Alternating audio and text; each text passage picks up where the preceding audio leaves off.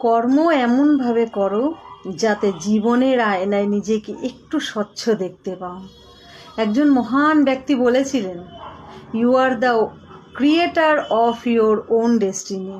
পথটা সহজ নয়, একটু কঠিন, কিন্তু ওই যে বলে না যে তোমার কালকে সুন্দর করতে গেলে তোমাকে আজকে একটু তো লড়াই করতে হবে, সেটা সৎ পথে। কারণ আমরা অনেক সময় দেখেছি শেষকালে এসে অনেক মানুষ অনেক কষ্টে দিন কাটায়, আর আমরা বলতে থাকি আরে মানুষটার এত কষ্ট, কিন্তু অ্যাকচুয়াল সেই কষ্টের বীজ তো সে অনেক আগে পুঁতে রেখেছিল, তাই নয় কি? তাই আজকে একটু কষ্ট করে একটু সৎভাবে যদি জীবনযাপন করা যায়, নিজের ভাগ্যকে নিজের হাতে তৈরি করা যায়, তাহলে হয়তো কালকের দিনটা এত কষ্ট পেতে হয় না, কালকের দিনটা একটু সুন্দরভাবে কাটানো যায়।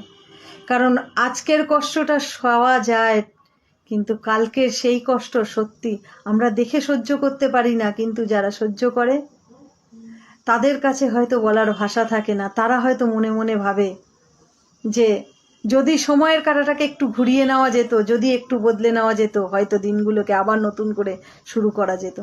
তাই সময়ের আগে সেই শুরুটা করি না বন্ধুরা। আমরা একটু সৎ পথে থাকতে হয়তো একটু কষ্ট হবে, সেই কষ্টটা কিন্তু সয়ে নেওয়া যায়।